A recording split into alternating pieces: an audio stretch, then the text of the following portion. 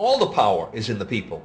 And to the extent that government becomes alienated from the people, does things that people don't want, power is transferred until you finally come to a police state, totalitarian state, whatever word you want to give it, where the desires of the people really have no consequence. They go out and they vote. Doesn't make any difference which candidate they elect. Now we can see a new world coming into view. A world in which there is the very real prospect of a new world order.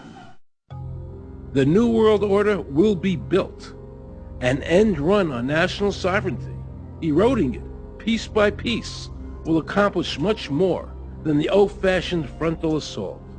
Council on Foreign Relations. We shall have world government, whether or not we like it.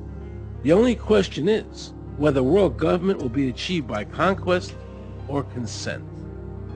Paul Warburg, Council on Foreign Relations and architect of the Federal Reserve System.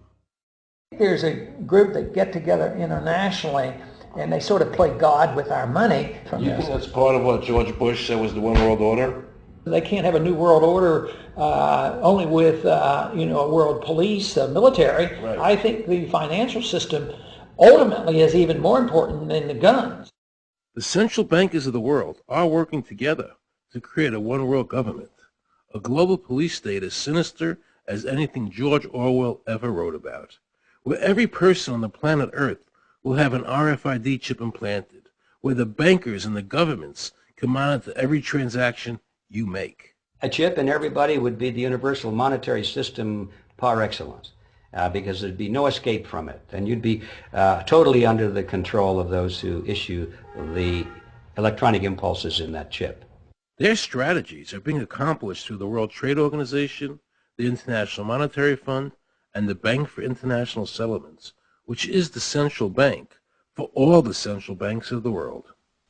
Most people don't have a clue that these unelected private bankers actually control the governments of the world. They have financed and profited from every war since World War I without concern for humanity. The war in Iraq is an attempt by the Federal Reserve and their partner, the Bank of England, to control the Middle East and to make it a part of the New World Order. To defend the New World Order, U.S. soldiers will have to kill and die. Arthur Schlesinger, Counselor on Foreign Relations. Military men are just dumb, stupid animals to be used as pawns in foreign policy. Henry Kissinger, Council on Foreign Relations. Now let's listen to this quote by Robert Reich, a member of President Clinton's cabinet and one of his most trusted advisors. The dirty little secret is that both houses of Congress are irrelevant. America's domestic policy is now being run by Alan Greenspan and the Federal Reserve. America's foreign policy is now being run by the International Monetary Fund. Dr. Carol Quigley, professor from Georgetown University, who was also President Clinton's mentor, said in his book, Tragedy and Hope, the powers of financial capitalism had a far-reaching aim, nothing less than to create a world system of financial control in private hands, able to dominate the political system of each country and the economy of the world as a whole.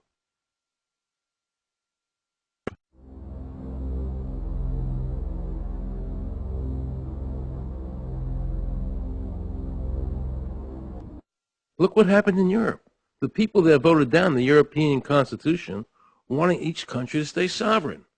Yet the private central bankers are pushing the governments forward to make this Constitution happen, even though the people voted against it and clearly do not want a world government nor one European government.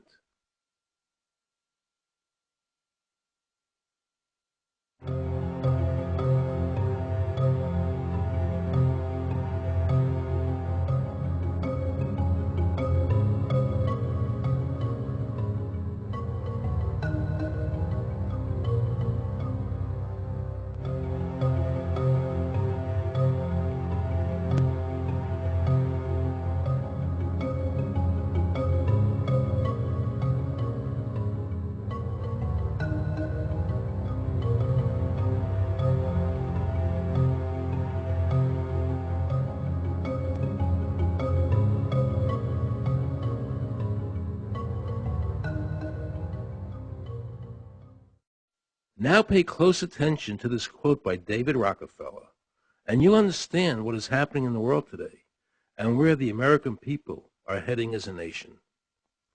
We are grateful to the Washington Post, the New York Times, Time Magazine, and other great publications whose directors have attended our meetings and respected their promises of discretion for almost 40 years. It would have been impossible for us to develop our plan for the world if we had been subjected to the lights of publicity during those years. But now, the world is more sophisticated and prepared to march towards a world government. The supranational sovereignty of an intellectual elite and world bankers is surely preferable to the national autodetermination practiced in past centuries. David Rockefeller, a member of the Council on Foreign Relations, actually believes that we would be better off if he and his banker friends ran the world.